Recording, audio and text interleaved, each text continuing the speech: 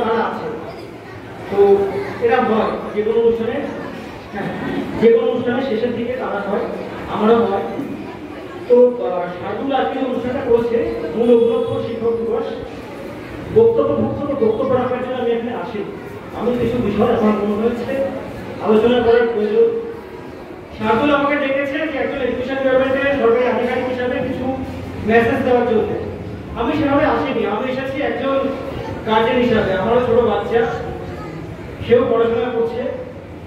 তো বাচ্চাদের মানুষ করতে গিয়ে আমার মনে হয়েছে বাচ্চাদের আগে আমরা যারা গার্জেন, আমাদের কোথায় কিছু এডুকেশন দরকার, ইগো বাদ দিয়ে অবশ্যই দরকার।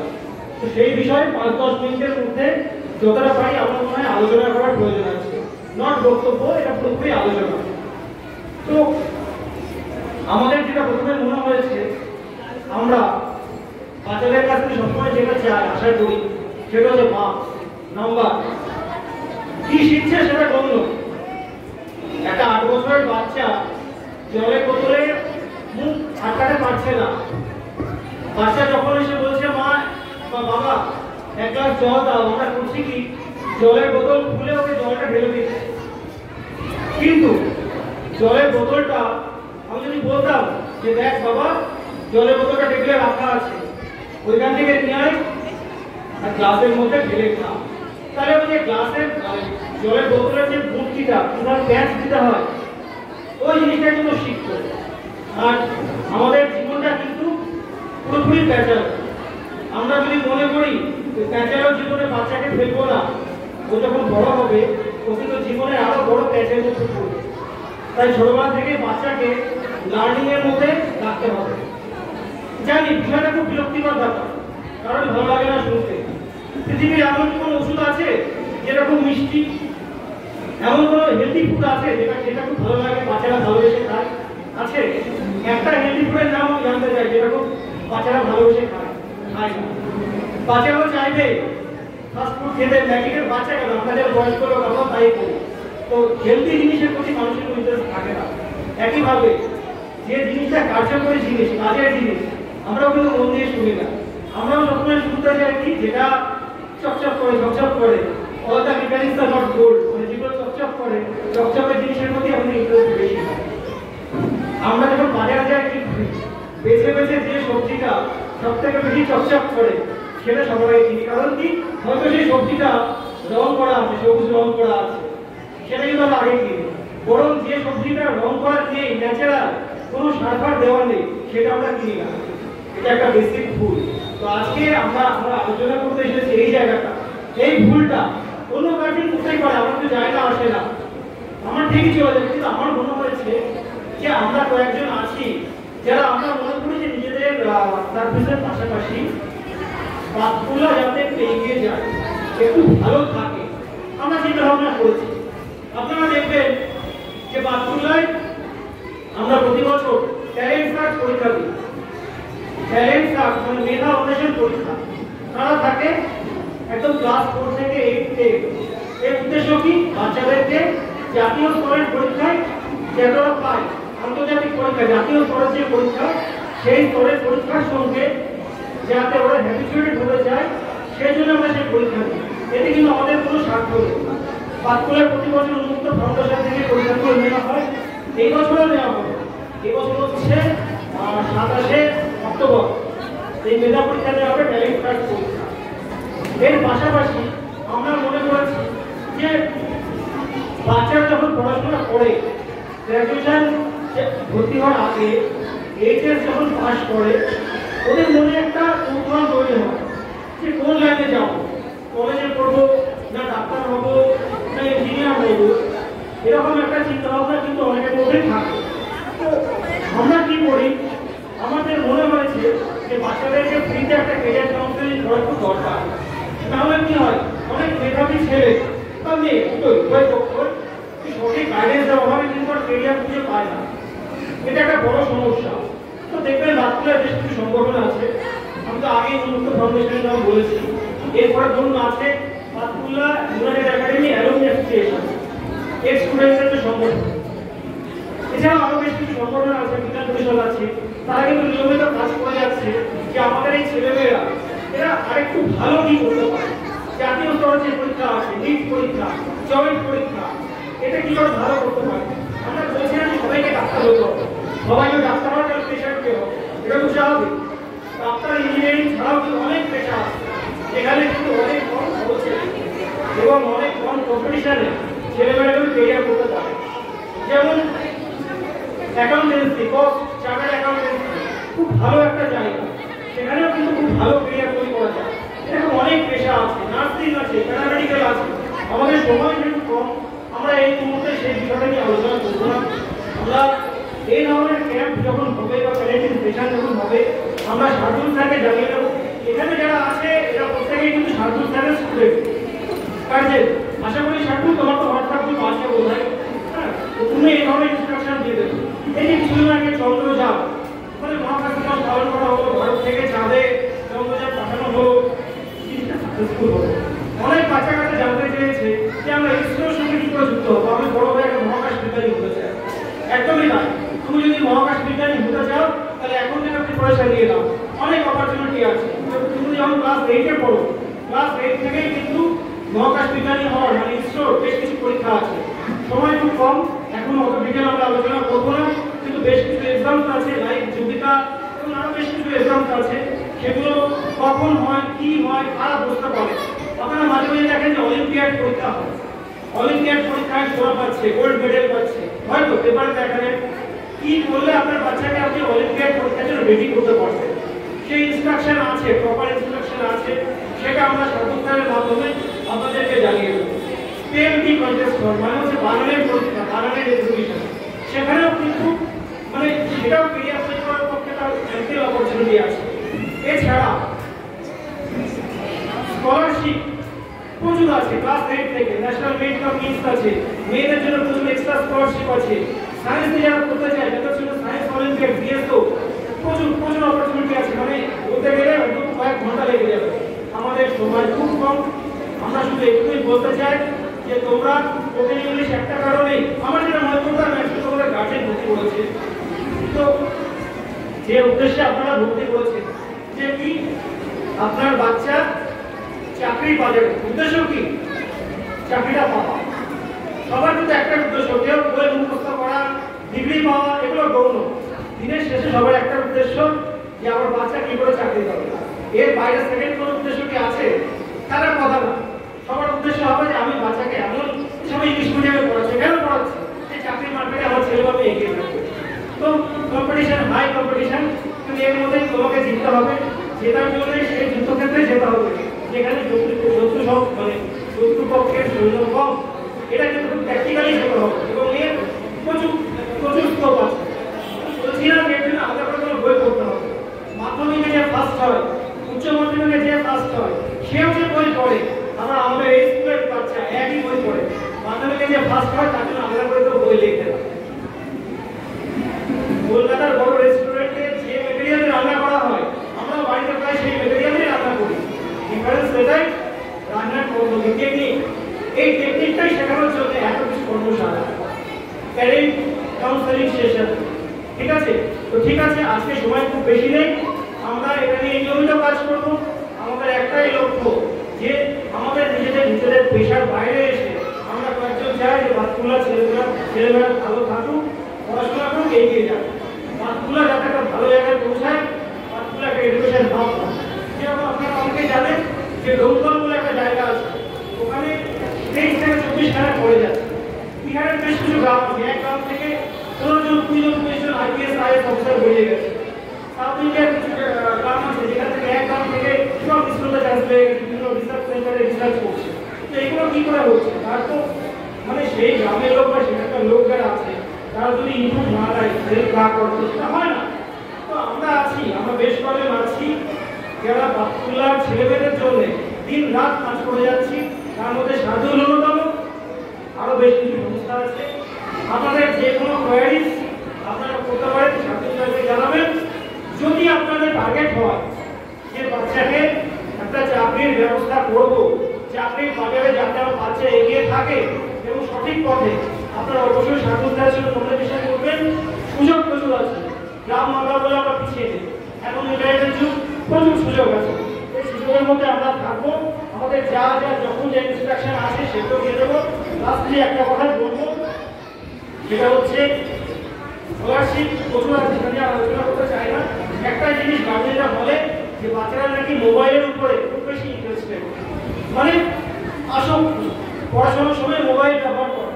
অবশ্যই এটা একটা সমস্যা, কিন্তু আমাদের সাজেশন এই সমস্যাটাকে আপনি সলিউশনে কনভার্ট করে দিন। যেটা প্রবলেমটাকে সলিউশন করে দিন। মানে ইম্পসিবল যে কথাটা আছে আপনারা জানেন, তাহলে যদি ছোট ইয়ে হয় আর পসিবল হয়ে যায়। একইভাবে ওই যাদের মোবাইলের প্রতি আসক্তি আছে ওটাকে আপনি এফিশিয়েন্ট ব্যবহার করে দিন না। যে বাচ্চারা সবসময় মোবাইল দেখছে, পড়াশোনা করছে না, সারাদিন কার্টুন দেখছে, ওর জন্য কিছু ওষুধ আছে। কি ওষুধ? ওকে আপনি ভালো নোট করে নিন বা পরে ঠাকুর থেকে সেটাকে বের করুন। ওকে আপনি স্টেলারিয়াম বলে একটা অ্যাপ ডাউনলোড করে দিন। স্টেলারিয়াম কি অ্যাপ? সেই অ্যাপে পুরো মহাকাশের মানে লাইভও দেখতে পাবেন। আকাশের কোথায়, আগে আমরা যখন ছোট ছিলাম আমাদের বড়রা শেখাতো যে কোথায় সপ্তর্ষি মণ্ডল আছে, কোথায় ধ্রুবতারা আছে, কোথায় রুদ্রক আছে। সেখান থেকে আমাদের মহাকাশের প্রতি একটা ন্যাক তৈরি হতো, সায়েন্সের প্রতি ন্যাক তৈরি হতো। তো আপনি যদি চান বাচ্চাকে মহাকাশের প্রতি, সায়েন্সের প্রতি একটা ন্যাক তৈরি করতে, এই ফোনটাই কাজে লেগে যাবে। ফোনের যে মিসইউজ হচ্ছে, ওই মিসইউজটাই প্রপার ইউজ হয়ে যাবে, সেই মিসইউজটাই প্রপার ইউজ হয়ে যাবে। কিভাবে? ওই স্টেলারিয়াম অ্যাপটা ইনস্টল করে দেবে, আপনারও ইন্টারেস্ট হয়ে যাবে। আপনি হয়তো, আমরা অশেয়ার করতে পারি, আমরা ফেসবুকে অনেক জিনিস দেখি যেগুলো জাস্ট টাইম কনজিউমিং, কাজে খুব বেশি লাগে না, এটা অশেয়ার করতে আমরা কেউ পারি না, আমিও করি। কিন্তু সেটা যদি আমরা প্রপার কাজে ব্যবহার করি তাহলে কিন্তু সেটা গোল্ডেন টাইম হয়ে যাবে। এটা গেল মহাকাশের জন্য। আচ্ছা, এরপরে যদি মনে করেন ব্লু ওশান বলে একটা অ্যাপ আছে, মানে মহাকাশ বললাম, এবার হচ্ছে মহাসাগরের নিচে কি আছে সেটাও বাচ্চা জেনে যাবে। এরকম প্রচুর এডুকেশনাল অ্যাপস আছে, ইউটিউবের প্রচুর ভালো ভালো চ্যানেল আছে, লাইভ এক্সাম আছে, ল্যাঙ্গুয়েজ কি করে শিখবে সেগুলো আছে। মানে অপরচুনিটি প্রচুর অপরচুনিটি আপনার চারপাশে ঘোরাফেরা করছে, আমাদের কিছু নিতে হবে। মানে আমরা হাতে যে, আপনার হাতে যে মোবাইলটা করা আছে, এটা just like a treasure island, মানে এটা গুপ্তধন। আমরা গুপ্তধনের উপরে দাঁড়িয়ে আছি, জাস্ট আমাদের জানতে হবে যে গুপ্তধনটা কি করলে পাবো। গুপ্তধন আমাদের সামনে আছে, প্রপার ফর্মুলা ইউজ করবেন, আপনারা প্রত্যেকেই সেই গুপ্তধন পেতে পারেন। যেটা পেলে কিন্তু আমাদের ছেলেমেয়েরা চাকরির বাজারে আলটিমেটলি টার্গেট চাকরিতে কিন্তু এগিয়ে থাকবে। ঠিক আছে, আমি আর সময় নষ্ট করবো না। আপনারা আজ থেকে এটা চেষ্টা করুন যে যেটাকে প্রবলেম সেটাকে সলিউশন দিয়ে কনভার্ট করুন। আর সাধু স্যারের সঙ্গে নিয়মিত যোগাযোগ রাখবেন। আমরা যা যা বললাম, যা যা ইনস্ট্রাকশন আছে, যদি মনে করেন ছেলেকে সায়েন্টিস্ট করবেন তার জন্য একটা অপরচুনিটি আছে, যদি মনে করেন ডাক্তার ইঞ্জিনিয়ার করবেন তার জন্য কিছু আমাদের প্রপার অ্যাপস আছে বা কিছু গাইডেন্স আছে, যদি মনে করেন ও রিসার্চ করবে তার জন্য কিছু অ্যাপস আছে, যা যা আছে যেখানে যেখানে যা প্রযুক্তিমূলক পরীক্ষা হয়, একদম ক্লাস থেকে ক্লাস 12 করবে এবং এরিয়া কাউন্সিলিং সেশন সব আছে। সব আমরা খুব সাধু স্যার আমাদের হেল্প করবো। আপনারা যদি অ্যাপ্লাই করবেন স্যারের সঙ্গে নিয়মিত করবেন। ঠিক আছে, 10 মিনিট হয়েছে। টাইম ম্যানেজমেন্ট করতে হবে, জীবনে সবটাই টাইম ম্যানেজমেন্টের প্রয়োজন আছে। আমরা সময় দেবো না, প্রোগ্রাম কন্টিনিউ হোক। তার জিনিস বলছি যে সময়ের প্রতি ভ্যালু করছি। এখানে যে আলোচনা হচ্ছে বা যে প্রোগ্রামগুলো হচ্ছে খুব গুরুত্বপূর্ণ। 5 মিনিট আগে বাড়িতে আমি কী করবো? একদিনও দেরি করে কিছু প্রোগ্রাম করতে পারে না। প্রোগ্রাম ছাত্রদের অনেক কষ্ট করে প্রোগ্রামটা করেছে। আপনারা কাইন্ডলি আর তো যাবেন না, ভালো না লাগলে একটু স্যাক্রিফাইস করুন না। অনেক কিছু ভালো লাগলেও মেনে নিতে হয়, স্যাক্রিফাইস করে তার লাভই আছে। ঠিক আছে, সবাইকে অসংখ্য ধন্যবাদ। আপনারা এগিয়ে যান। শান্তনু স্যারের নেতৃত্বে আমি আশা করি পার্টিকুলার ছেলেমেয়েরা ইংরাজি যেমন শিখছে, একইভাবে কমিউনিকেটিং স্কিল শিখবে এবং চাকরির বাজারে আমাদের ছেলেমেয়েরা অনেকটা এগিয়ে যাবে। আমরা সকলেই আছি, আপনারা শুধু বাচ্চাদের নেতৃত্ব দিন, আমরা আছি। ঠিক আছে, ধন্যবাদ সবাইকে। অসংখ্য ধন্যবাদ আলোচনাকে। আমরা সমাজে একটা পরিচয় দিই। উনি উন্মুক্ত ফাউন্ডেশনের একজন অ্যাক্টিভ মেম্বার। তাছাড়া ওনার বড় একটি পরিচয় রয়েছে এসআই, অর্থাৎ স্কুল ইন্সপেক্টর, স্কুল পরিদর্শন করা। আমি এখানে কোনো সরকারি আধিকারিক হিসাবে আসিনি, আমি একজন সামান্য গার্জেন। আমি গার্জেন হিসাবে এসেছি এবং আমার মনে হয়েছে যে ইনপুট আমাদেরকে দেওয়া উচিত, আমি সেটাই দিচ্ছি। কত উদাহরণের মানুষ দেখুন, কত গুণের অধিকারী হলে নিজের এত সম্মান থাকতেও নিজেকে কত নিচু স্তরে নামিয়ে। সত্যি ওনাদের থেকে আমাদের অনেক কিছু শেখার আছে। ওনাকে অসংখ্য ধন্যবাদ। উনি 8:26 ট্রেন ধরে ওনার কর্মস্থলে পৌঁছে যাবেন সুদূর মালদাতে। আমি চাইবো উনি কিছু সময় আমাদের মাঝে সামনে আরো সময় অতিবাহিত করুক, আমরা সমৃদ্ধ হব। ধন্যবাদ। তার আগে আমি বাচ্চারা যারা পিছনে খেলছো তোমরা একটু চুপ করে যাবেন। আপনাদের সঙ্গে অনেক কথা তো বললাম, জীবনে বহু জায়গায় বহুভাবে বহু সময় ব্যয় করেছি। আমরা খুব বেশি আর্জেন্ট না হলে আমরা অনুষ্ঠানের সমাপনী পর্যন্ত থাকবো, অনুষ্ঠানের শেষ পর্যন্ত থাকবো। বেশ কিছু চমক রয়েছে, সেরা মা, সেরা বাবা, সেরা দাদু, সেরা দিদিমা এবং ফার্স্ট ক্লাস ব্যাচ থেকে। দেখুন এখান থেকে প্রায় মোর দ্যান 100 স্টুডেন্ট পারফর্ম করলো। সবাইকে তো পুরস্কৃত করা সম্ভব নয়, টপ 10 এর মধ্যে নিয়ে আসা সম্ভব নয়, আমি চাইলেও পারবো না। ধরুন এই রুমটাতে 500 জন ধরবে, আমরা যদি এখন 1000 জন নিয়ে আসি, আমি আপনি যদি সকলেই চাই 500 জনকে বাইরেই রাখতে হবে, তারাও কিন্তু বসবার মতো যোগ্যতা রাখে। ঠিক ফার্স্ট ক্লাস ব্যাচ থেকে যারা মর্নিং ক্লাসে পড়াশোনা করছো তাদের থেকে আমি টপ 10 নির্বাচন করেছি, তাদের নাম আমি ঘোষণা করতে চলেছি। তবে পজিশন কি নয়, 1 2 3 4 কে কোন পজিশন অধিকার করেছে সেটা বলছি না। এবং সেরা মা এবং সেরা বাবা আমি তাদের নামটা ঘোষণা করে দিতে চাইছি। তার আগে একটি কথা দিতে হবে, আমি হলাম না বলে অনুষ্ঠানের মঞ্চ ছেড়ে, অনুষ্ঠান ভবন ছেড়ে আমরা চলে যাব, এই কথা বললে কিন্তু হবে না। অনুষ্ঠানটা কি সত্যি আমার একার? এই অনুষ্ঠানটি আমার, আপনার, আমাদের সকলে। আমার মনে হয় আমরা যারা এখানে বসে আছি এই কথাটা আপনারা অন্তরের অন্তরস্থলে লিখে রেখেছেন, যার কারণে অনুষ্ঠানের শেষ থেকে শুরু থেকে শেষ পর্যন্ত আছেন। সন্মিত্র মাকে দেখতে পেয়েছি, সময় মতো চলে এসেছে এবং অনুষ্ঠানের শেষ পর্যন্ত থাকবে। উনি গত অনুষ্ঠানেও এটা করেছিলেন। বেশ কয়েকজন বুড়ি মা আছে, ওনারা অনুষ্ঠানের শেষ পর্যন্ত থাকেন। আবার কিছু মা আছেন খুব ভালোবাসেন, তো আবদার করে বললেন স্যার আমার মেয়েটাকে একটু আগের দিন বাড়িতে যাবো, বলতে এবার অসুবিধা নেই। কিন্তু কখনো কখনো একটার উপরে একটা ডিপেন্ডশীল হয়ে যায়। আপনার বাচ্চাটাকে যদি নিয়ে চলে যান তাহলে বাকি দুটো বাচ্চারা কিন্তু থাকলেও পারফরমেন্স করতে পারবে না। অর্থাৎ তাদের জন্য আমাদেরকে কিছু স্যাক্রিফাইস করতে হবে, তাহলে আমাকে স্যাক্রিফাইস করতে হবে, হয়তো তাদের দুজনকে বন্ধ রাখতে হবে, তাহলে বাবা মা আমার প্রতি অসন্তুষ্ট হবে। যাই হোক, আমি যারা স্থান অধিকার করেছে তারা তো অবশ্যই থাকবে শেষ পর্যন্ত, বাকিরা যদি খুব কষ্ট না হয় কাইন্ডলি একটু থেকে যাবে। যদি আপনি নিতান্তই আমার অনুষ্ঠান বলে মনে করেন, আমার বলতে এখানে আমি ব্যক্তি সার্জন মন্ডলকে বোঝালেন, তিনি আমার দেশ অর্থাৎ আপনার সন্তানের। অনেক পারফরমেন্স বাকি রয়েছে, আমি অনুষ্ঠানের কিছু নাম ঘোষণা করতে চলেছি। এটা আজকের পারফরমেন্সের উপরে বিচার বিশ্লেষণ করে কিন্তু এই সিদ্ধান্তে আমি উপনীত হইনি। আমি যে সিদ্ধান্তে উপনীত হয়েছি, যে বিষয়গুলো লক্ষ্য রেখেছি, বছরের শুরু থেকে শেষ পর্যন্ত কার কেমন পারফরমেন্স ছিল। খুব ট্যালেন্টেড কিন্তু ক্লাসে প্রচন্ড দুষ্টমি করে, তাদেরকে কন্ট্রোল করতে গেলে বহু মূল্যবান সময় নষ্ট হয়ে যায়। আর আমি এমনিতেই একটু লেট, কিন্তু আগে সবার আগে চলে এসেছি 7:30, এখন মনে হয় 7:30 বেশি বাজে, অর্থাৎ 12 ঘন্টা আমি এইভাবেই কিন্তু কন্টিনিউ কথা বলে যাচ্ছি। কেন? যেহেতু অনুষ্ঠানটা আমার, আর আপনি তো আপনার অনুষ্ঠানটি মনে করেননি, তাই 2 ঘন্টা 4 ঘন্টা থেকেই চলে যাচ্ছেন।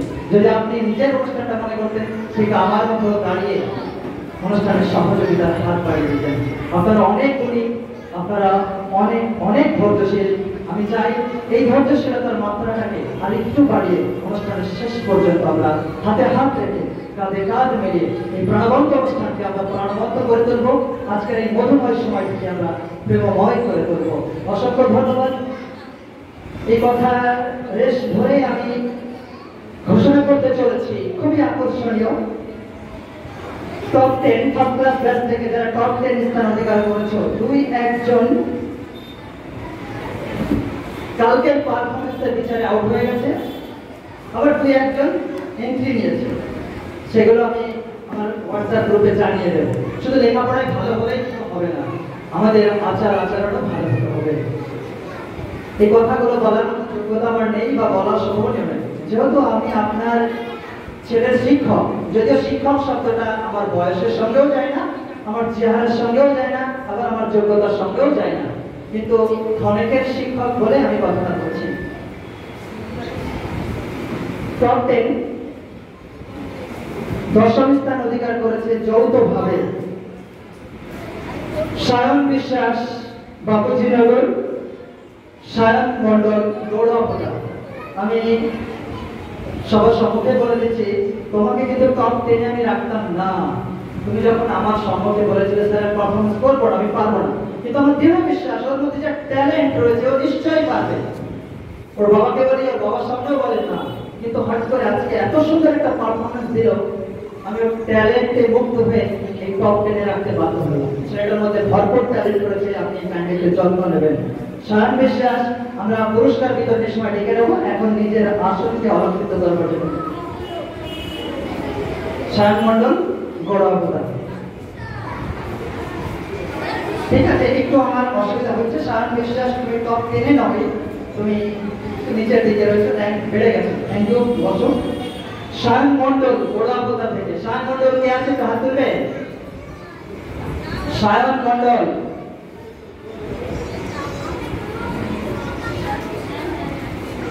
সায়ন মন্ডল, গৌরবতা থেকে।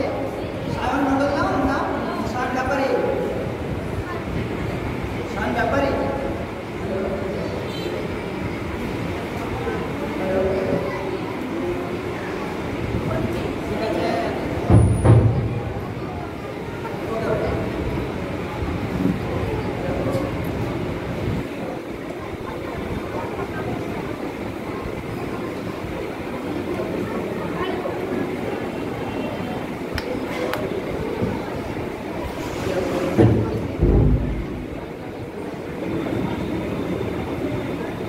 আপনারা সকলেই থাকবেন কিন্তু, যার কারণে এইগুলো অ্যানাউন্স করে দিচ্ছে। যাবেন না, অনুষ্ঠান শেষ পর্যন্ত 10টার মধ্যে শেষ হয়ে যাবে, 2 ঘন্টা লেট করে।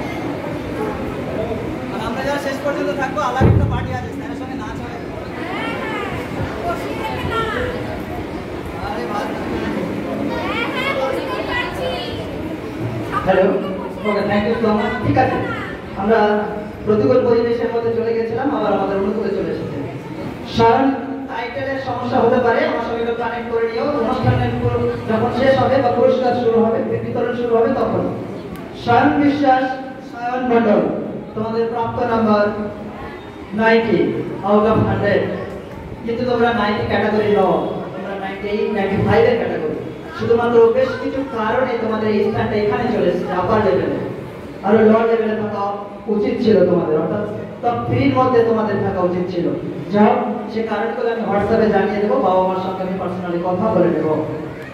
নবম স্থান অধিকার করেছে রাহুল শিকদার, পুরন্দারপুর। ছেলেটা ভীষণ গুণী, 92 out of 100। Sayan Biswas, you have to need pay attention. সায়নের অ্যাটেনশন খুবই কম, খুবই কম। কথাগুলো কেন বলছি, যদি ফিউচারে এই ভুলগুলো না করে। বাবা মার দৃষ্টি আকর্ষণ করে বলছি, সায়নের মধ্যে যারা এখানে স্থান অধিকার করেছে, তারা তাই এমনি এমনি স্থান অধিকার করেনি, ভীষণ কিছু গুণ রয়েছে বলে কিন্তু করতে পেরেছে। কিছু কিছু পয়েন্ট আমি উল্লেখ করে দিচ্ছি। সায়নের অ্যাটেনশনটা ভীষণ জরুরি, যেটা ছোটকাল থেকে আমাদের অভ্যাসের মধ্যে আনতে হবে। সায়ন তোকে অ্যাটেনশন পে করবে, বাবা মার দৃষ্টি আকর্ষণ করছি যেন সায়নের অবশ্যই একটু মনোযোগী হয়। শ্রেয়সী ঘোষ, বসতিনা। সায়ন বিশ্বাসের স্কোর ছিল 93 out of 100। Shreyasi Ghosh 95.95 out of 100। তার আগে একটি কথা বলি, আমরা সকালে একটা স্টুডেন্ট ময়নাক পাল অসুস্থতার কারণে পারফরমেন্স করতে পারেনি। তুমি যদি এখন নিজেকে সুস্থ বোধ করো, ফিল করো, তাহলে অবশ্যই আসবে।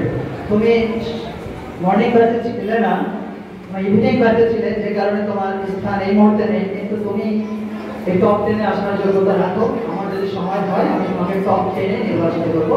ময়নাক পাল ফ্রম বাঁকুড়া হসপিটাল।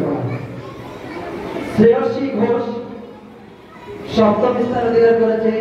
শ্রেয়সী ঘোষ, তোমার প্রাপ্ত নম্বর 95.95 আউট অফ 100। হাসনা বলো।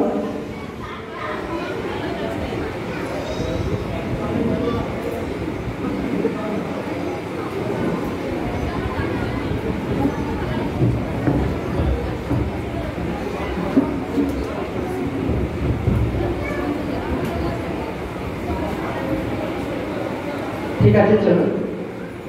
6 অর্পিতা রয়। অর্পিতা সম্পর্কে নতুন কোনো কিছু বলার নেই, খুবই গুণী। অর্পিতা যেমন স্পিচে ভালো, তেমন খুবই মনোযোগী ক্লাসে এবং নাটকেও খুব পারদর্শী। একটু পরে আমরা নাটক দেখবো। অর্পিতা বাতকুলা গান্ধী, তার প্রাপ্ত স্কোর 96 আউট অফ 100। শুভম পালা ও অনিক দেবনাথ, শুভমবালা অনিক দেবনাথ যৌথভাবে পঞ্চম স্থান অধিকার করেছে। শুভমবালা